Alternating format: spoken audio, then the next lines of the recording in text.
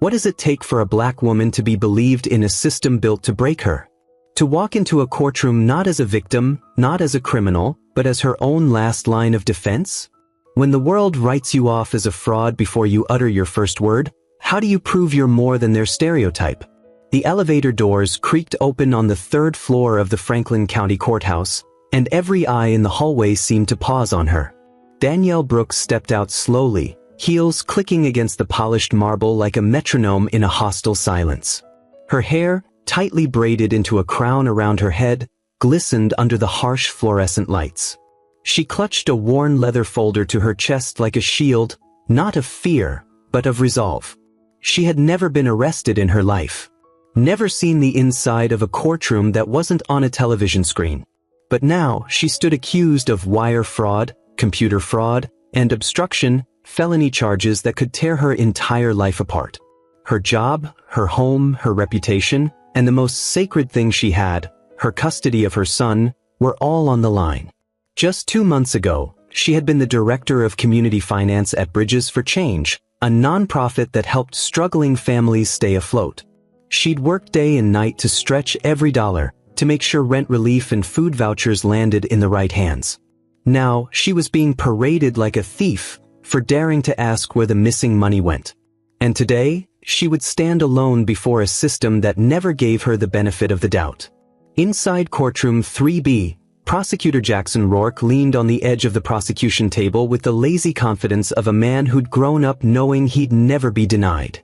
His tailored navy blue suit hugged his frame like it was made to measure, because it was. His slicked back hair and gleaming wristwatch were the kind of details Danielle instantly recognized, privilege wrapped in polish. He didn't look up when she walked in. He didn't have to. In his eyes, she was already defeated. "Ms. Brooks," he called flatly, still scanning his notes. "Your court-appointed counsel isn't present." Again. Danielle stepped to the defense table and set her folder down with steady hands. "That's because I released him this morning," she said. "I'll be representing myself." That got Rourke's attention. He raised his head slowly, one eyebrow cocked with amused disbelief. "You have a law degree I don't know about?" "I don't," she replied. "But I do have a memory, a record of every communication that went ignored, and a paper trail your office clearly didn't think I'd keep." Rourke's smirk didn't fade. If anything, it widened. "Charming. I'm sure the jury will enjoy the performance." From the bench, Judge Jean DeWitt peered over her glasses with a mixture of curiosity and caution. "Ms. Brooks, you understand you're facing 3 felony counts. If convicted, you could face up to 15 years in prison." Danielle nodded. "Yes, Your Honor. I also understand that my court-appointed lawyer didn't know which nonprofit I worked for after 3 visits and didn't request a single document in my defense. So yes, I'll take my chances with myself." A low hum rippled through the room. One woman in the gallery, seated near the back with her arms crossed and eyes narrowed in solidarity, nodded quietly. Judge DeWitt exhaled slowly. "Very well. The court will honor your right to self-representation, but you will be held to the same standard as a licensed attorney." Danielle gave a single, confident nod. "I wouldn't want it any other way." By the lunch recess, the temperature in the courtroom had shifted. Danielle sat alone at the defense table, flipping through her handwritten notes with the focus of someone on a mission. On the other side, Rourke whispered to his intern, occasionally chuckling like he already had the verdict in hand. He'd called his first witness that morning, Stephen Carlson, Bridges for Change's former finance director. Carlson wore a polite, almost paternal smile as he took the stand, his balding head shining under the overhead lights.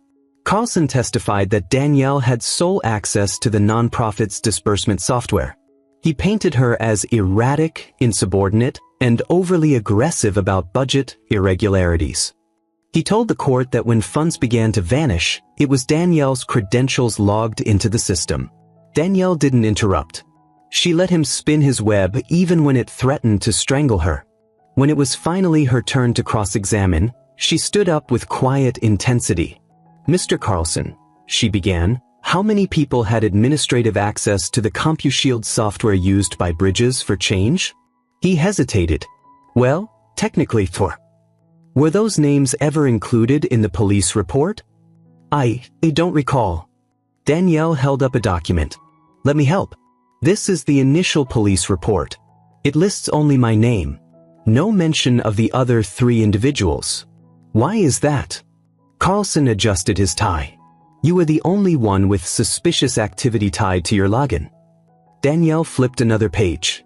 And can you confirm whether any third-party cybersecurity audit was ever conducted after the incident? No, he said stiffly. Did you notify the board about the missing funds? No. But you called the police about me? Yes. Danielle took a breath, then stepped closer to the evidence table.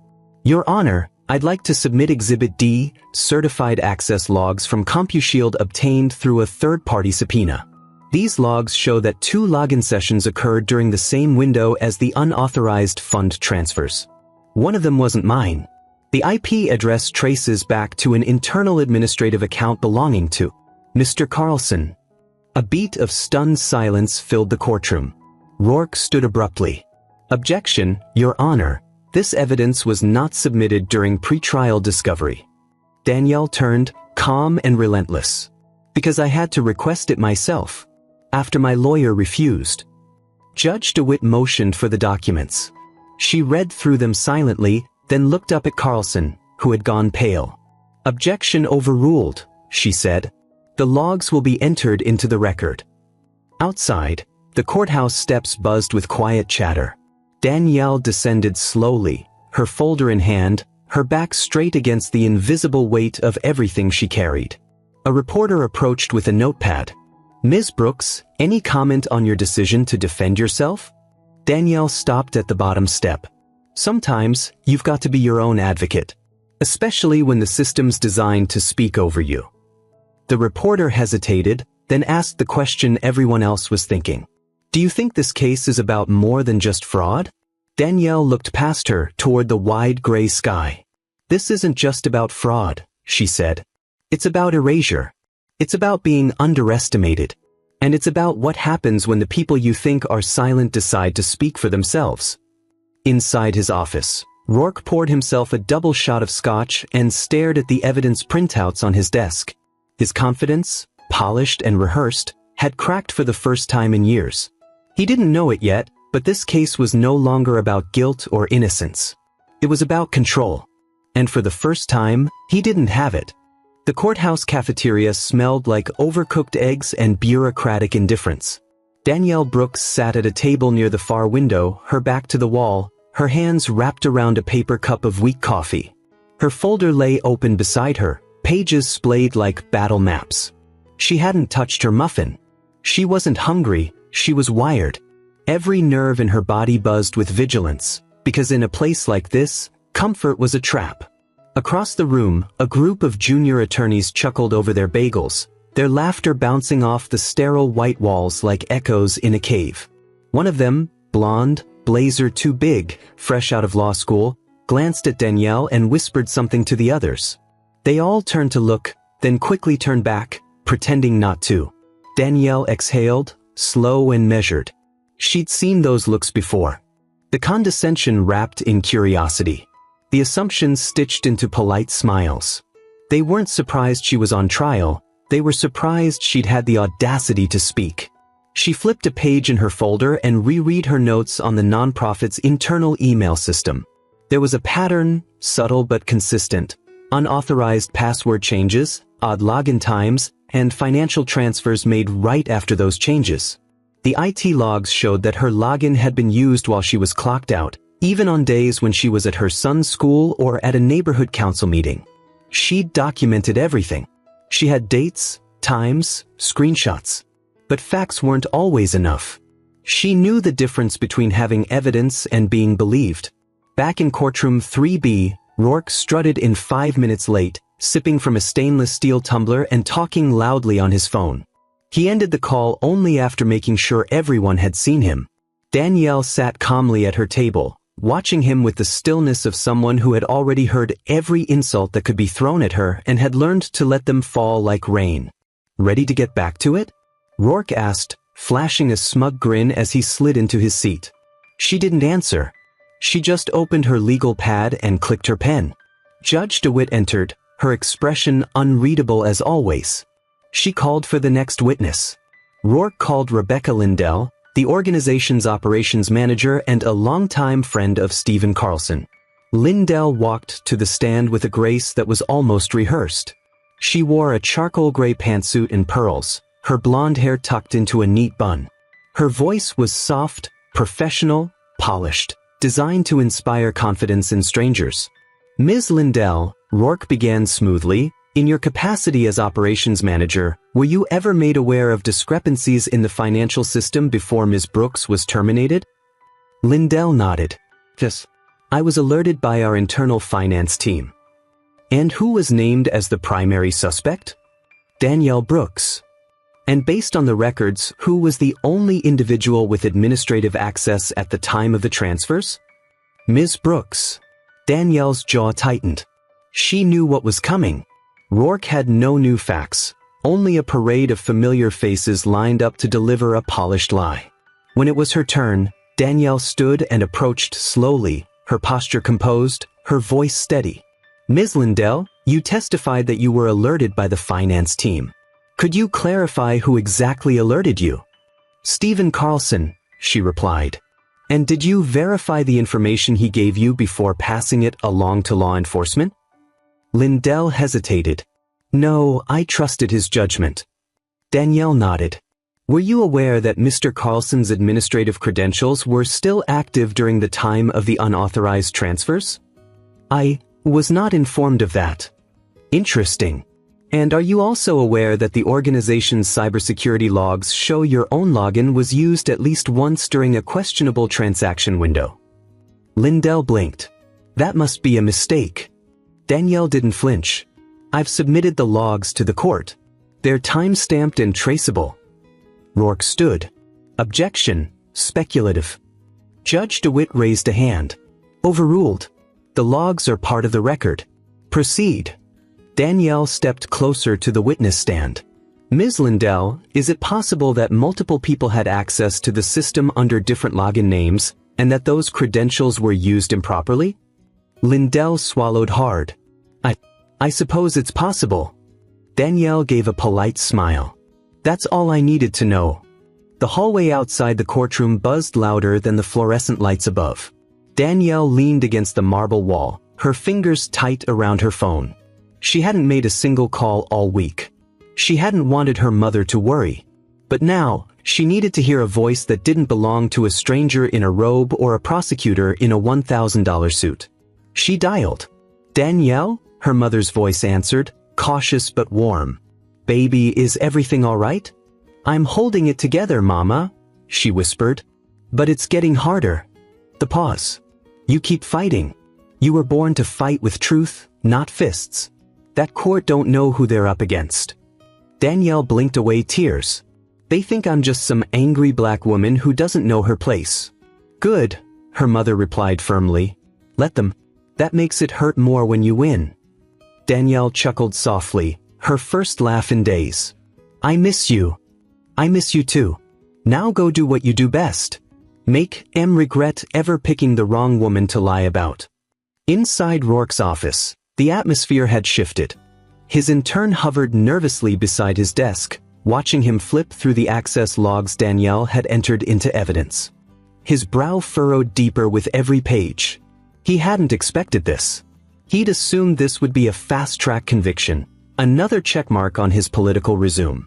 She's not just lucky, the intern said quietly. She's good. Rourke slammed the folder shut. She's reckless, and she's going to get caught in her own trap. But even he didn't sound convinced. That evening, Danielle sat at her kitchen table under the dim glow of a single overhead bulb. Her son, Malik, was fast asleep in the next room, curled up in Spider-Man pajamas with a worn teddy bear under one arm. She took a sip of cold tea and opened a new folder. This one contained internal memos, carefully saved from the nonprofit's shared drive. One memo in particular stood out. It was a forwarded email from Carlson to Lindell, marked private, with the subject line, "We need to clean this up before the board catches wind." She highlighted it, heart pounding. This was the crack in the wall. She just needed to keep digging.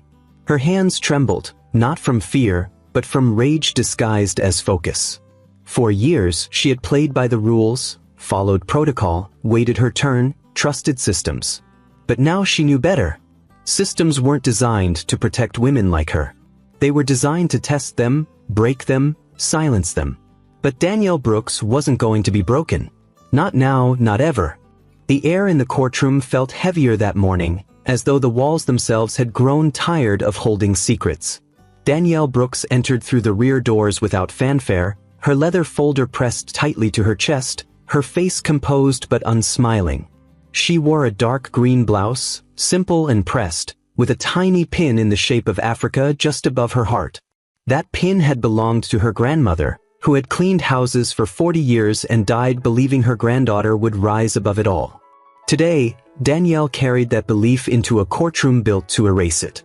Prosecutor Rourke stood by the bench, shoulders back, jaw set, pacing like a boxer waiting for the bell.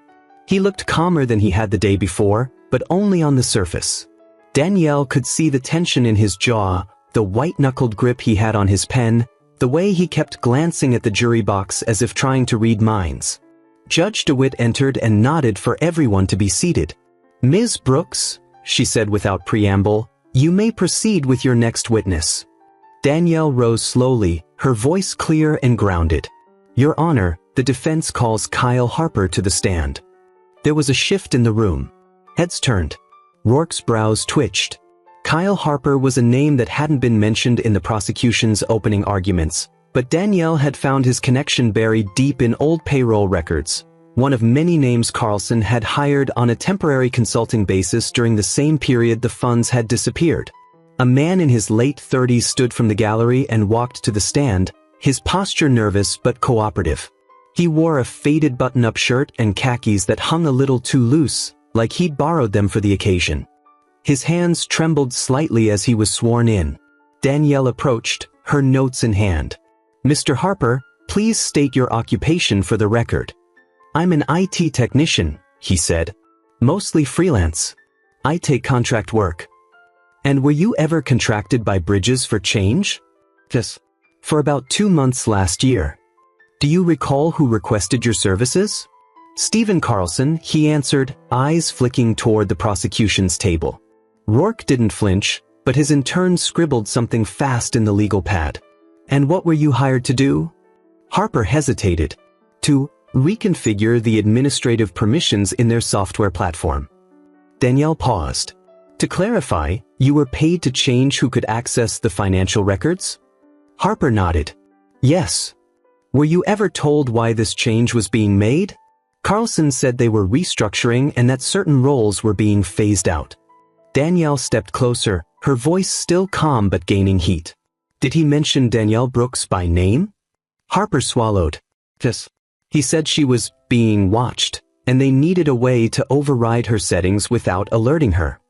A collective gasp broke across the courtroom like a wave. The bailiff looked toward the gallery, ready to calm the noise, but Judge DeWitt allowed it to settle on its own. Danielle continued, "Mr. Harper, do you have any documentation to support this claim?" Harper reached into his coat pocket and removed a printed email. "This is a confirmation message from Carlson, confirming the scope of my work and payment. It references Danielle Brooks by name." Danielle took the email carefully and handed it to the bailiff. "Your Honor, I submit this as Defense Exhibit G." Judge DeWitt accepted the document, her expression unreadable but sharpened. "Objection," Rourke barked. "This was not disclosed in pretrial." Danielle turned to him, her eyes firm. "Because no one in your office ever bothered to request the full payroll records.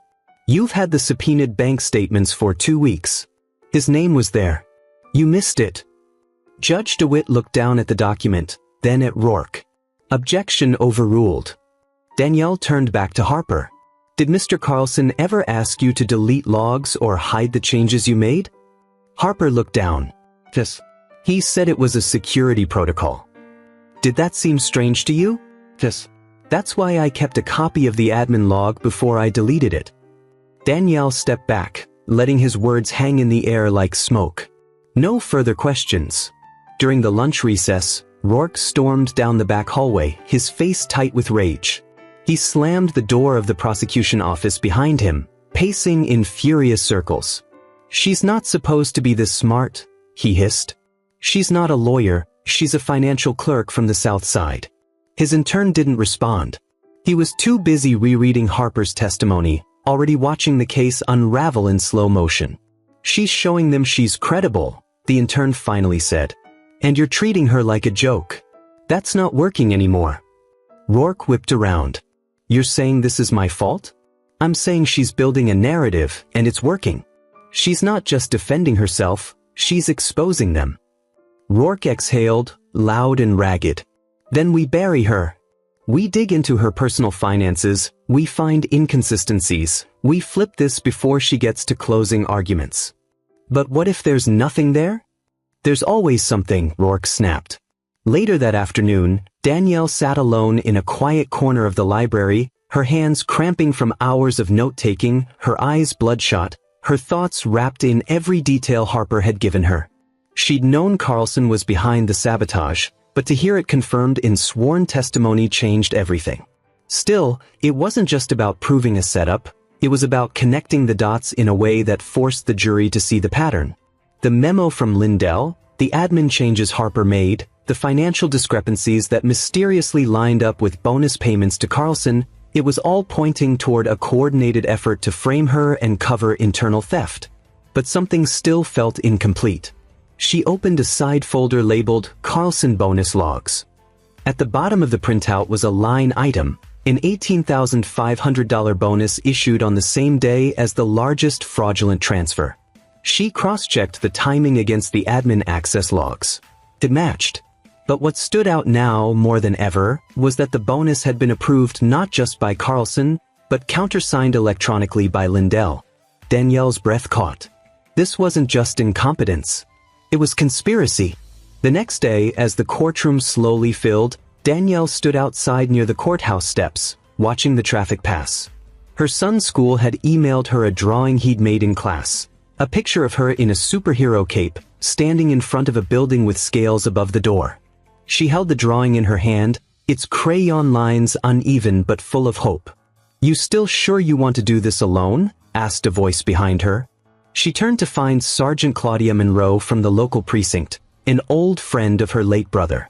Claudia had always watched out for her, always believed her. "I'm not alone," Danielle said quietly, still staring at the drawing. "I've just stopped waiting for someone else to fight for me." Claudia nodded slowly. "Then finish what you started." As the gavel fell and the judge entered for the next session, Rourke watched Danielle from across the aisle, his mask beginning to crack. He had underestimated her, dismissed her, tried to crush her. But now, for the first time, he realized he hadn't been prosecuting a case. He'd been playing defense against a woman who refused to be erased. And with every page, every piece of evidence, every question asked with razor-sharp clarity, Danielle Brooks was showing the court, and the world, that truth does not require permission to speak. It wasn't the kind of silence that brings peace. It was the thick, oppressive kind. The silence that sinks into your skin, presses on your ribs, and tells you that something is coming, something big enough to break everything wide open. Danielle Brooks sat alone at the defense table, her hands clasped tightly around a worn blue pen that had nearly run out of ink. She didn't need it to write anymore. Every name, every date, every detail she'd memorized lived in her now. That pen had become something else, something symbolic. It was a piece of home, a gift from her son's first teacher with the words, "You are enough," printed down the barrel in fading silver. She held on to it like a lifeline, not because it would win the case, but because it reminded her who she was fighting for. Judge DeWitt entered promptly at 9, her robe rustling like dry leaves in the fall. She adjusted her glasses and glanced first at Danielle, then at Rourke, then toward the half-full jury box. "Are both parties prepared to proceed?" Danielle nodded once, controlled and steady. Rourke stood with a false air of ease, hiding the fatigue in his eyes behind a strained smirk. He had spent the entire previous night digging through Danielle's past, searching for any mistake, any slip, any trace of something that could make her look unstable or dishonest. He'd found none.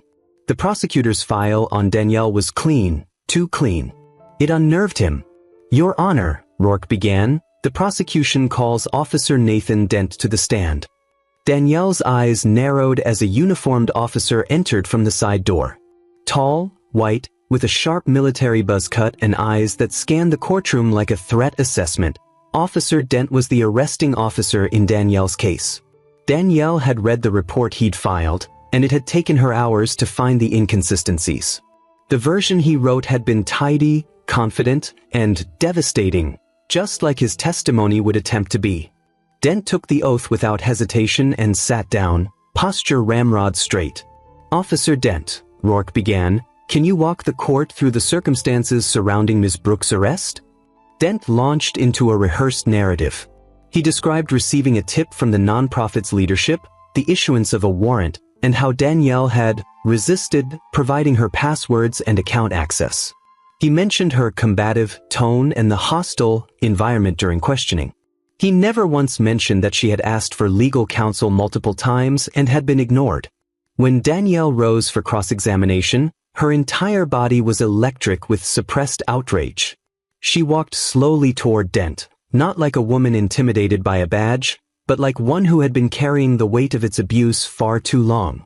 "Officer Dent," she said evenly, "you stated that I resisted providing my account information. Can you clarify what that resistance looked like?" Dent shrugged. "You refused to hand over your laptop. I asked if you had a warrant. Did you?" "No. We were operating under verbal consent from the organization's legal counsel." "Verbal consent from someone who had no authority over my personal device," Danielle corrected, eyes locked on him. "So you entered my home, demanded I give you access to a private device, without a warrant or legal authority to do so?" Dent shifted. "We believed the device contained evidence. But you didn't have a legal right to seize it." Rourke stood. Objection, argumentative. Judge DeWitt glanced over. Sustained. Rephrase. Danielle took a breath. "Officer Dent, are you aware that under both state and federal law, accessing a private citizen's device without a warrant constitutes a violation of the Fourth Amendment?" Dent hesitated. "I acted under instructions from my superior." "That's not what I asked." Another pause. "Yes," Dent finally said. Danielle nodded. "So you admit that the evidence you gathered from my personal computer was obtained unlawfully?" Rourke jumped up again. "Objection. That's a legal conclusion." Danielle turned calmly. "Your Honor, I'm asking for clarity on the officer's understanding of his own actions. I'm not rendering legal judgment." Judge DeWitt leaned back slowly. "I'll allow it." Dent looked uncomfortable now, his uniform suddenly tighter, the badge on his chest a little heavier. Danielle continued. "Did you log any chain of custody report after seizing my computer?" "No," he said, voice flatter. "Did you preserve the original data, or did anyone else at your precinct access the files without supervision?" Dent remained silent. "I'll take that as a no." The tension in the courtroom now sat thick in everyone's lungs. Danielle turned to the jury, her voice calm but resolute. "Ladies and gentlemen, I ask you to consider this. If the process to arrest me was flawed, if the data used to justify it was unlawfully gathered, and if the people leading the investigation were acting on the word of those with something to hide, what does that say about the foundation of this entire case?" She didn't raise her voice. She didn't need to. Her truth was sharp enough to cut on its own. In the hallway after the recess, Rourke slammed his case binder shut and cursed under his breath. "Why didn't Dent mention any of that to me before?" he barked. His intern didn't look up. "Because you didn't ask." Rourke's face twisted, the arrogance that once propped him up now buckling under the weight of his mistakes. He had built his entire strategy around dismissing Danielle as someone who didn't belong in a courtroom, someone who would collapse under pressure, someone who couldn't possibly win. But she wasn't collapsing. She was climbing. Danielle sat outside on the stone steps of the courthouse, the city humming behind her like a song she no longer danced to. She closed her eyes and let the sun warm her face, just for a moment. Then she pulled out her phone and scrolled through her inbox until she found the email she'd been saving. It was from a whistleblower, An anonymous tip from someone inside the nonprofit who had reached out after the story hit the local paper. The message was short, the words cautious, but the contents were explosive. Check the board meeting minutes from January. Carlson motioned for an emergency budget shift that never got approved. Lindell signed off anyway. The minutes were altered before filing. I have the originals. Danielle's heart beat faster as she read it again. If what this person said was true, she had the final piece, proof that not only had she been framed, but the cover-up went higher than Carlson or Lindell. This was board-level fraud, and she was about to shine a spotlight on it in front of the entire courtroom. That night, Danielle stood in her tiny kitchen, holding her son's drawing in one hand and her closing notes in the other. Malik sat at the table, quietly coloring, his tiny shoulders rising and falling as he hummed to himself. She walked over and kissed the top of his head. "Mommy's almost done," she whispered. He looked up and smiled. "Did you win yet?" "Not yet," she replied, eyes misting. "But I'm getting close." Truth doesn't always knock on the front door. It slips in through a crack, quiet but undeniable, carrying with it the kind of light that makes shadows nervous. Danielle Brooks stood just inside her apartment, phone in one hand, printouts in the other, heart thudding loud enough to drown out the buzz of the refrigerator. The email had come through at midnight, anonymous but specific, precise enough to sound like someone who knew exactly where the bodies were buried. The sender had attached scanned images, real, unredacted board meeting minutes from Bridges for Change, dated 2 weeks before the financial irregularities began. In the official version, nothing had seemed out of place: standard budgeting approvals, vague financial projections, Carlson's usual business jargon. But the version Danielle now held in her hand told a different story. A motion had been pushed through to approve an emergency reallocation of untracked relief funds by Carlson, with a second from Lindell. The vote had failed. 3 board members voted no, 1 abstained, and 2 were absent. The motion was never supposed to pass. Yet somehow, just days later, those funds were moved. Even more damning, the metadata on the scanned documents showed that the digital copies were edited 2 days after the meeting, then re-uploaded to the nonprofit's internal server by a user under Lindell's login. Danielle's hands trembled, not from fear, but from a surge of clarity so sharp it felt like electricity through her veins. This wasn't negligence. This was deliberate. This was criminal. The following morning, Danielle arrived at the courthouse an hour early, dressed in all black, hair pulled into a neat bun that framed her face with unapologetic pride. She moved with purpose, each step echoing through the marble halls like the countdown to something no one could stop. The courtroom was quiet when she entered. The clerk greeted her with a nod that carried more respect than it had in previous days. Even Judge DeWitt's tone shifted slightly when she entered the chamber, still formal, still neutral, but touched with something Danielle couldn't quite name. Maybe curiosity. Maybe reverence. Across the aisle, Rourke sat scribbling furiously, his jaw clenched so tightly the veins in his neck pulsed with visible tension. He was losing grip of the narrative, and he knew it. The jury had begun leaning forward when Danielle spoke, their eyes following her as if she were the one wearing the robe. "Ms. Brooks," Judge DeWitt said, "do you have additional evidence to submit?" "I do, Your Honor." Danielle walked to the bench, her folders steady in her grip. She handed over 2 sets of documents, one marked Exhibit H, the other Exhibit I. As the judge examined the contents, Rourke stood quickly. "Objection," he said, trying to steady his voice. These documents were not included in the defense's original evidence disclosures. Danielle didn't even turn to him, because the originals were suppressed. The copies provided to your office had been edited. These are the unaltered minutes, provided by a protected source. Judge DeWitt's eyes narrowed. "Where did you obtain them?" "The source has requested anonymity for safety," Danielle replied.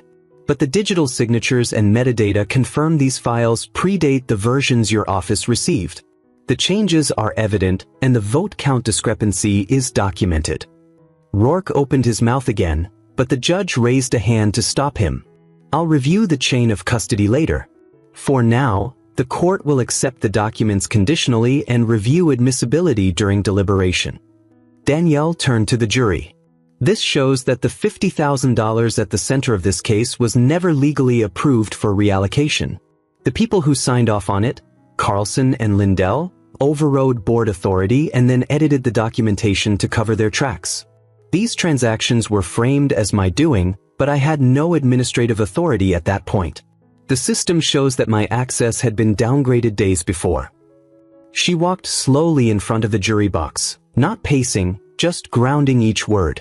Not only did I not steal anything, I was removed from the loop before the theft even occurred. And when I raised concerns about missing funds, they made sure the spotlight shifted from the crime to the one asking questions. One juror, a middle-aged black woman in a red scarf, blinked rapidly and looked down. A young Latino man near the end of the row nodded once, slow and deliberate. During the break, Rourke paced behind the courthouse. The wind picked up, stirring the leaves into circles near his feet, but he barely noticed. His phone buzzed in his pocket for the third time. It was his supervisor, probably sensing that things were spiraling. He didn't answer. He couldn't. He had staked his career on this case, had called in favors, had written op-eds about the need for financial accountability in grassroots organizations. He had mocked her to his peers, had rolled his eyes when she chose to defend herself, had bragged that she would crumble the moment he pressed her on cross. And now she was dismantling him, one exhibit at a time. He had walked into this courtroom a lion. Now he was just prey in a suit. Inside, Danielle sat in the empty gallery, scrolling through her phone. Another email had come through, short, typed in all lowercase. You were right. They planned it. Check the files from the October retreat. Budget forecast was a cover. Good luck. She exhaled slowly, chest heavy but heart steady. This case had started with numbers, but it had always been about something more. It was about whose voice was allowed to matter, whose truth was allowed to be heard, who had the right to defend themselves, not just legally, but morally, fully, as a human being. When court resumed, Rourke made a desperate move. Your Honor, the prosecution would like to call a rebuttal witness. We believe Ms. Brooks has misrepresented her conduct during the internal audit. Judge DeWitt tilted her head slightly. Do you have someone ready to testify? Yes. Ms. Rachel Benton, former administrative assistant at Bridges for Change. Danielle froze. Rachel had worked closely with Carlson, had always been polite but distant, the kind of person who followed power without question. Rachel took the stand, nervous but composed. Ms. Benton, Rourke began, did you ever witness Ms. Brooks behaving erratically or aggressively toward her colleagues? Rachel paused. She was passionate, intense, sometimes, but not aggressive. Rourke blinked. Did you ever feel unsafe? No. Did you ever hear her threaten to take down the board? Rachel shook her head. No. She asked questions. Loud ones. But they were always about missing money. Danielle watched Rachel closely, her breathing even. Rourke tried again. Did she ever suggest she would sabotage the organization to make a point? No, Rachel said, firmer now. She warned that if something didn't change, someone would get hurt. Not because of her, but because of the fraud. She was trying to protect people. Rourke's face hardened. No further questions, he said. Danielle stood. Ms. Benton, if you were given a subpoena for all internal emails between Carlson and Lindell regarding the October board retreat, would you comply? Rachel hesitated. Yes, she said. I'll send them tonight. Danielle nodded. Thank you. That evening, Danielle sat on her front porch, sipping warm chamomile tea, staring at the stars. Malik slept peacefully inside, curled under the blanket they had picked out together at a yard sale. The night was cool, almost quiet, except for the occasional rustle of the wind against the trees. She opened her laptop and began organizing her closing statement. She was tired, but she was ready, because what she had built wasn't just a defense. It was a mirror held up to a system that never expected a black woman to fight back, and certainly not with grace, with evidence, with unrelenting truth. The courtroom felt colder that morning, not in temperature, but in anticipation, the kind that settles over a space right before something permanent happens, something that cannot be undone. Danielle Brooks stood just outside the double doors of courtroom 3B, her palms pressed together, not in prayer exactly, but in preparation. She inhaled deeply through her nose, held the breath in her chest, then exhaled slowly, deliberately, as if releasing all the fear that had tried to crawl inside her during the long nights of research, of pacing, of wiping away quiet tears alone in her living room. Today was the closing argument. Today, she would speak her last words to the jury, to the judge, to the very institution that had treated her not as a citizen presumed innocent, but as a woman presumed dangerous the moment she chose to speak on her own behalf. The doors creaked open, and Danielle walked through them with her head high, her footsteps firm, the echo of her heels announcing her presence like a gavel before the verdict. Inside, the jurors watched her closely now, no longer with the distance of strangers, but with the eyes of people who had witnessed a transformation they never expected. Across the aisle, Prosecutor Rourke sat quietly, his posture still upright, but the usual air of superiority around him had dulled, like a suit that had been worn too long without care. His notes were scattered, his pen uncapped but untouched. He looked not at Danielle, but at the table, as though he feared what he might see in her eyes. Judge DeWitt gave a brief nod. "Ms. Brooks, you may proceed with your closing argument." Danielle stood slowly, adjusted the edge of her blazer, and stepped toward the center of the room. She didn't bring a stack of papers. She didn't need one. Everything she had to say was already carved into her. She looked directly at the jury. "When I walked into this courtroom 2 weeks ago," she began, her voice calm but full, "I knew what most of you saw." She paused, letting the silence stretch just long enough. "You saw a black woman, alone at the defense table, no lawyer at her side, no legal degree hanging behind her, no title of authority stamped on her name. You saw someone who must have done something wrong, because why else would she be standing here with so much at stake and no one to protect her?" A few jurors shifted, the weight of her words settling in their laps like truth they didn't want to hold but couldn't put down. "I saw it in your eyes," Danielle continued, her gaze soft but unwavering. "I've seen it my entire life. I saw it when I tried to report missing funds at Bridges for change and was told to stop asking questions. I saw it when I asked my court-appointed attorney to investigate the documents and he told me to just take the plea deal.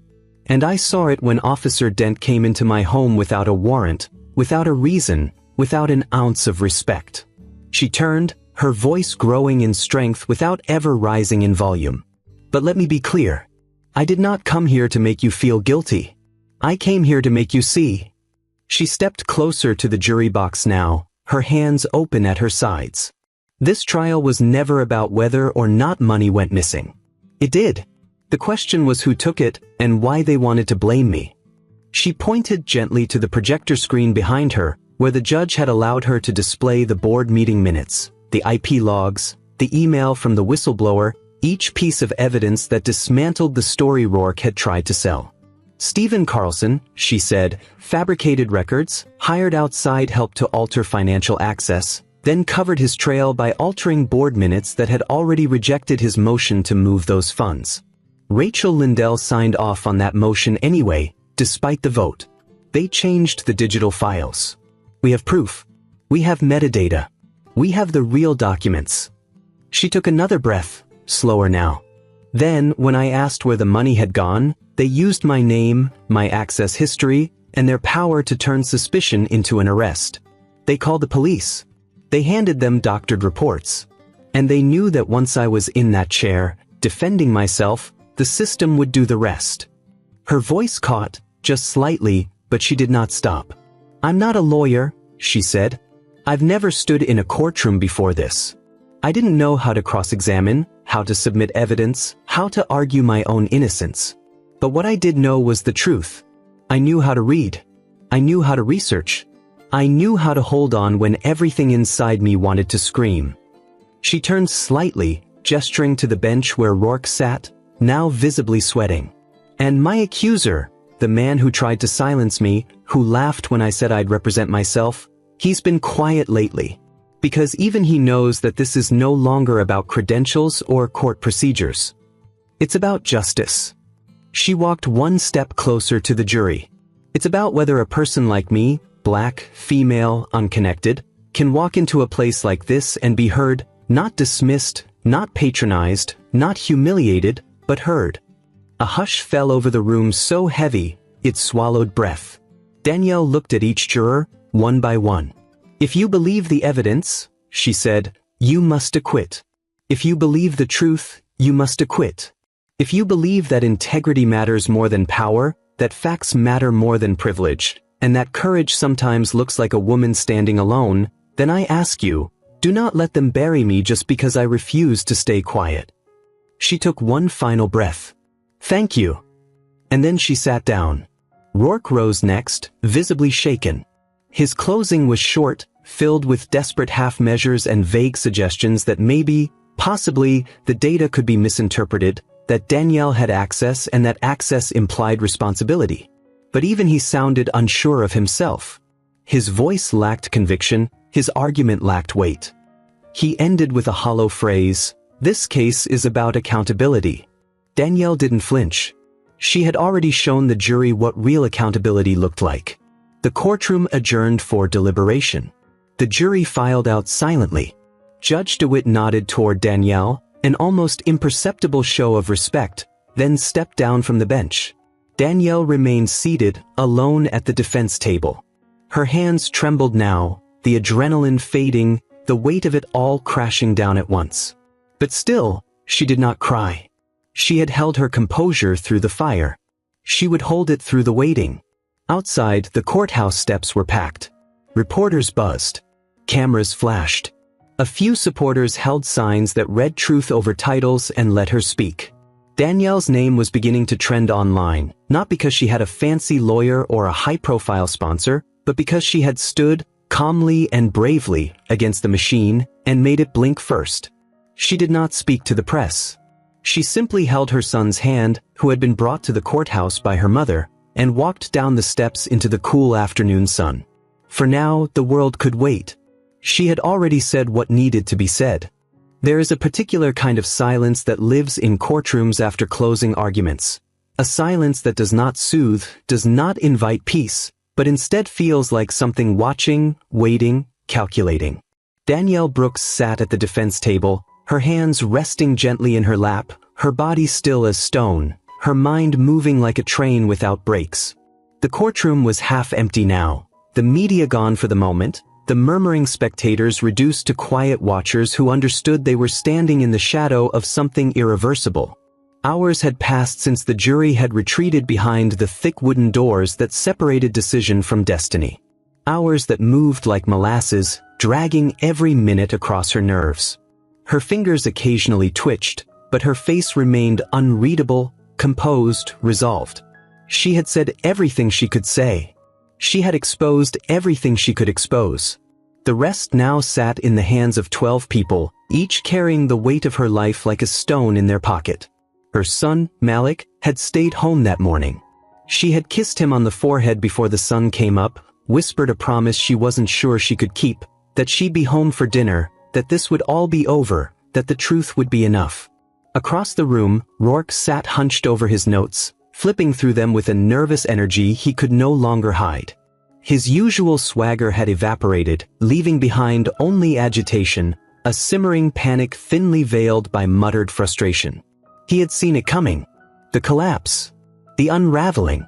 The look in the jury's eyes when Danielle had spoken to them like equals, like human beings, like people who could understand pain and injustice and fight for something better. Judge DeWitt entered quietly, her robe trailing behind her, her expression impossible to read. "The jury has reached a verdict," she said. The words dropped into the room like a stone into a still lake, sending invisible ripples into every corner. Danielle did not move.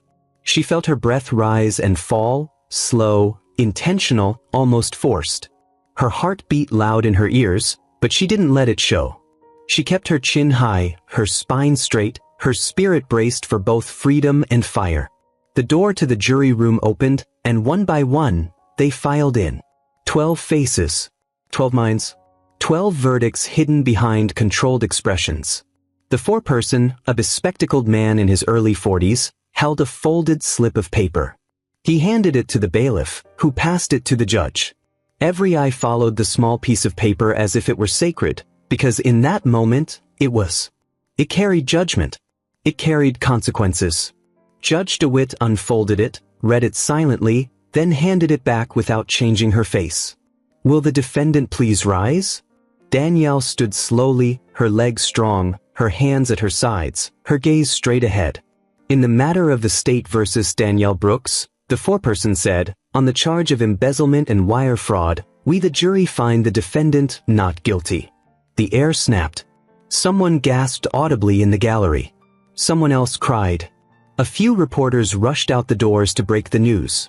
But Danielle did not move. She stood, rooted, staring forward, the words taking a full 5 seconds to land fully in her chest.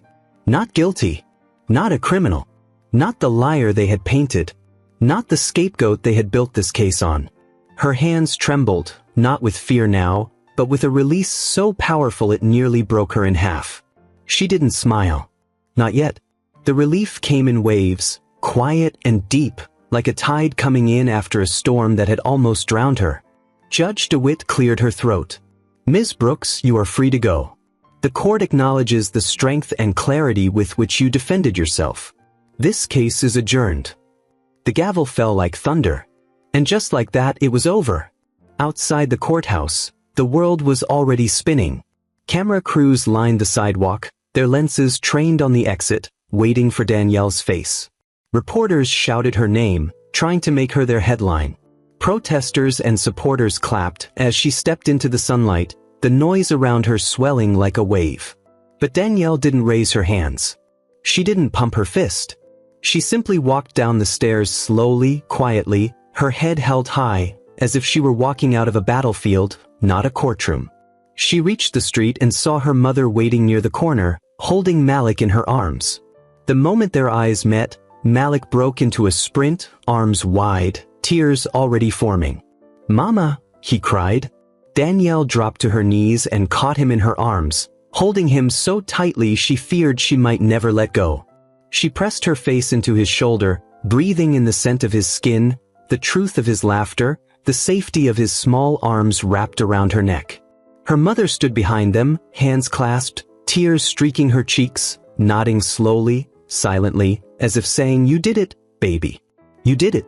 Later that evening, Danielle sat on her porch with a blanket draped over her shoulders, her son asleep inside, the lights off, the world outside quiet at last. She stared up at the stars, no longer searching for answers, just grateful that she could finally see them again without fear. Her phone buzzed beside her. It was a message from a woman she had never met. "My name is Tasha. I watched your case online. I'm facing a similar situation. No one believes me. Can you help me figure out where to start?" Danielle stared at the screen for a long time. Then she typed slowly, "Start with what you know is true. Then never stop fighting until they hear you." She hit send. Then she sat back, exhaled deeply, and let herself feel something she hadn't felt in months. Peace, not the kind that whispers, but the kind that roars. Freedom doesn't always feel like joy. Sometimes it feels like silence, long and wide, stretching into the parts of you that were bruised by hope. 3 days after the verdict, Danielle Brooks sat in the back booth of a quiet cafe on the edge of downtown, her fingers wrapped around a chipped porcelain mug of bitter black coffee, untouched. She watched the traffic roll by outside the rain-dusted window, each car a blur of movement, each pedestrian just another body marching on, unaware that for her, the world had shifted. Not with confetti, not with applause, but with truth, slow and heavy, like the pulling away of a stone wall that had been pressed against her chest for far too long.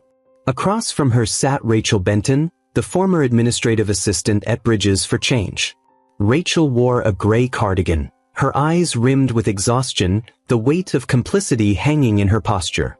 "I didn't know everything," Rachel said, her voice soft, barely louder than the hum of the espresso machine behind them. "I knew something was wrong, I knew they were covering things, but I never imagined they'd frame you. I thought you'd just get fired." Danielle didn't look at her. She stared at her coffee instead, listening to the way Rachel's voice trembled, not from fear, not even from guilt, but from discomfort, The kind that settles into people who never thought they'd have to pick a side until silence became betrayal. Rachel continued, "I'm sorry, Danielle. Truly." Danielle finally lifted her eyes, meeting Rachel's across the small table. "Sorry doesn't fix what they almost did to me," she said, calmly, not cruelly, but with the gravity of a woman who had almost lost her life to a lie. Rachel swallowed hard. "I'm willing to testify if they reopen the case against Carlson." Danielle nodded. "They will. The DA's office called me yesterday. Now that I've been cleared, there's an internal review. That email you gave on the October budget meeting, it's evidence." Rachel looked relieved but also exposed. She knew she had crossed a line, one she couldn't uncross. "You think they'll charge him?" she asked. Danielle didn't blink. "They don't have a choice anymore."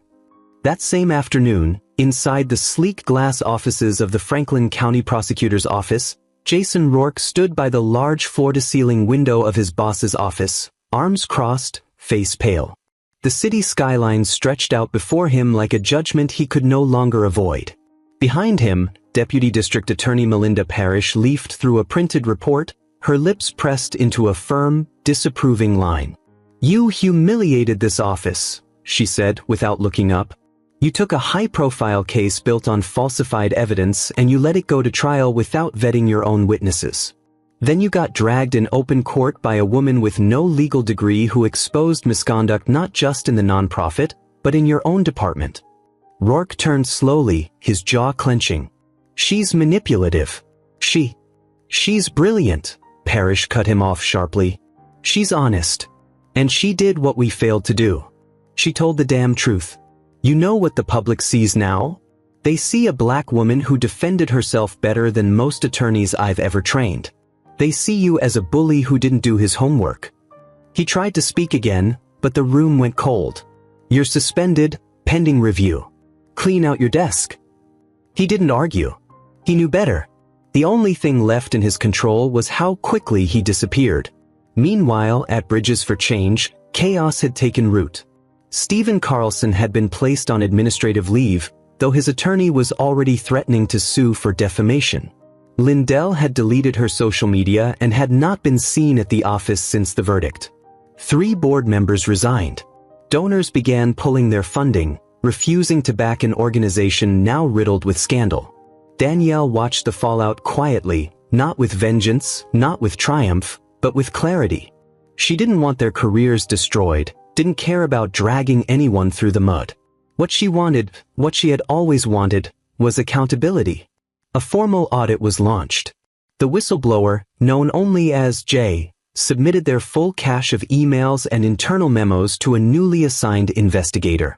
Danielle wasn't part of the investigation, but she was its spark, its flame, the match that had been struck against years of dry lies. Later that week, Danielle received a package at her door. No return address. Inside was a thin manila envelope containing a handwritten letter. "You don't know me, but I worked in legal compliance at Bridges for Change. I stayed quiet when they lied. I watched them falsify reports. I heard them joke about how easy it would be to pin it all on you. I'm sorry I didn't say anything sooner, but you changed everything. Thank you for standing up when we all sat down." Danielle folded the letter carefully, tears stinging her eyes, not because of pain, not even because of sorrow, but because of recognition, of the lonely kind of courage it takes to stand in truth when silence has always been safer. The following Sunday, Danielle took Malik to the park. The sun was warm, the breeze soft. She watched him run across the grass in a red hoodie 2 sizes too big, arms stretched like wings, laughter rising like music from a child too young to understand how close he'd come to losing his mother. A woman approached her quietly, holding the hand of a girl in pigtails. She was in her 50s, wearing a navy coat, her eyes cautious but kind. "You're Danielle Brooks," the woman said. Danielle turned, nodded slowly. "I just wanted to say thank you. I sat through your trial. I've never seen anything like that before. The way you stood up there, alone, but never small, you gave women like me a voice." Danielle didn't know what to say. So she offered what she had, honesty. "I was scared every single day," she said. "But I knew if I let them silence me, they'd silence every woman who came after me." The woman nodded, eyes glassy. She reached out, gently touched Danielle's arm, then walked away with her daughter, who waved before skipping toward the swings. That night, Danielle sat at her kitchen table, surrounded by papers, not from her case, but from others. Women had begun sending her letters, some handwritten, some typed, asking for help, for guidance, for courage. She didn't know what would come next. She didn't have a blueprint. But she had survived the fire, and now she had the tools to help others walk through their own. She pulled out a legal pad and began writing the words that would form the foundation of a new path, one built not from bitterness, but from purpose. Because after the verdict comes the reckoning. And after the reckoning comes the rebuilding. Some stories end in a verdict, but Danielle Brooks' story did not. Her victory had not been a finish line, not a fade-to-black triumph wrapped in applause, but rather a door cracked open, behind which echoed 1,000 other stories like hers, unheard, unspoken, unfinished. Every time she breathed in the quiet, every time she stared into the ceiling at night, she could hear them, whispers of women silenced by courtrooms, families torn apart by unfounded charges, mothers who never got the chance to clear their names.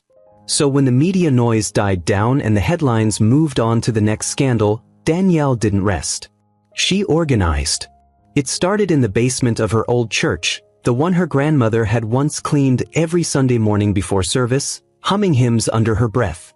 The folding chairs were dented, the coffee was weak, the space smelled faintly of dust and varnish, but to Danielle, it felt like the most powerful courtroom she had ever walked into.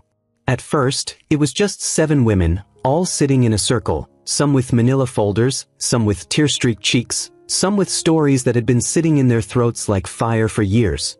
A single mother accused of Medicaid fraud because she'd used her sister's address to get her child into a better school district. A nurse falsely blamed for missing drugs in her clinic when the real thief was a supervisor with access and immunity. A young teacher who had lost her job after being scapegoated for a misfiled grant by her principal. Each one of them had stood at the edge of the same cliff Danielle had once teetered on. And now, finally, they had someone to talk to, someone who had not only survived, but won. Danielle named the group Reclaim Justice.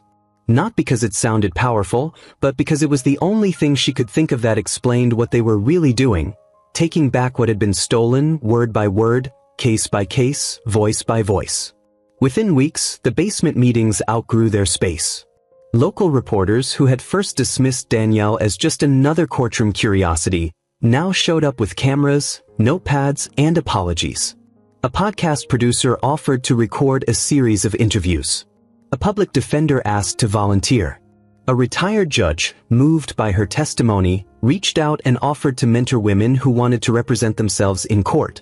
Danielle accepted help cautiously, not because she feared betrayal, but because she had learned the hard way that not all hands extended were offering support. Some came to take. But she knew she could not do it alone. She did not want to, because what she was building wasn't about her anymore. It was about everyone who had been told they were too poor, too black, too unqualified, too loud, too unpolished to deserve fairness. And she was tired of watching justice wear the face of the powerful while silencing the truth of the powerless. One evening, she was invited to speak at a community forum at the local university, an event titled Justice Reimagined. Stories from the Margins. The auditorium was packed. Students filled the aisles, professors lined the back wall, even Judge DeWitt sat quietly in a seat near the front row, her robe replaced with a beige sweater and jeans, her face unreadable. Danielle took the podium without a speech in her hands. She didn't need one. "My name is Danielle Brooks," she began, voice steady, eyes unflinching. "I stood alone in court because no one believed me. Not the police, not the prosecutors, not even my own lawyer. I was presumed guilty, not because of evidence, but because of who I was. A black woman. A working mother. A nonprofit manager without a degree in law, without a network of wealthy friends, without protection." She paused, letting the words settle like dust. "I cleared my name. Not because the system worked, but because I refused to let it destroy me. And I'm standing here now to tell you, this isn't just about one trial, one woman, one injustice. It's about every gate that was built to keep us out. It's about every courtroom where truth gets strangled by arrogance. It's about every prosecutor who mocks instead of listens. Every judge who assumes instead of questions. Every institution that builds walls where there should be bridges. The crowd was quiet, completely still, as if the air itself had leaned in. Danielle leaned forward slightly. And that's why I started Reclaim Justice. Not to fight for just one case, but to fight for a new way to see justice. Not as something granted from above, but something demanded from below. By us. For us. After the event, a young law student named Aaliyah approached her, notebook in hand, eyes wide with admiration.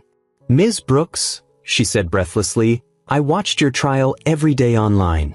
You're the reason I changed my major from business to criminal justice. I want to help people like you. I want to do what you did." Danielle smiled, not just politely, but genuinely, because she saw herself in the girl's fire. "You will," she said softly, "and you'll do it better. With training. With a system behind you. With people beside you." Aaliyah nodded, cheeks flushed with hope. Danielle handed her a card. "Come to the next meeting. We need voices like yours."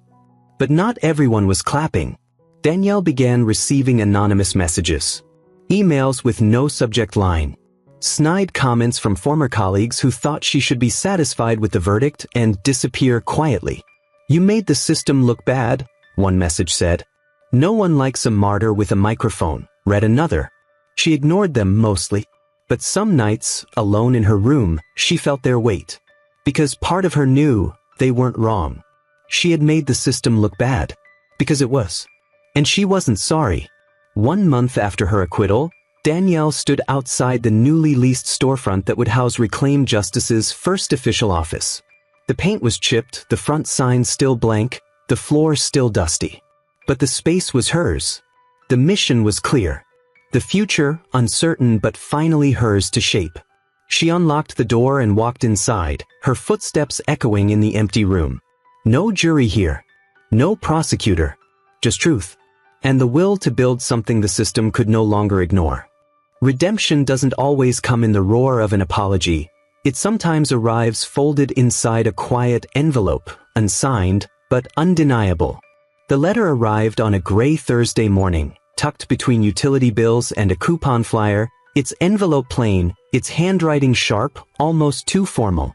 Danielle Brooks stood in her kitchen, a half-made breakfast growing cold behind her, as she turned the envelope over twice, hesitating, then slowly peeled it open with one steady motion. The first line read, "I was wrong." She sat down slowly, her legs trembling not from fear, but from the shock of what followed. "I misjudged you. I dismissed you. I assumed you were guilty because you didn't look like someone who should be standing at a defense table, let alone defending yourself. I used the weight of the state to try to silence you, and in doing so, I exposed everything I had forgotten about what this job is supposed to mean." It wasn't signed, but Danielle didn't need a name.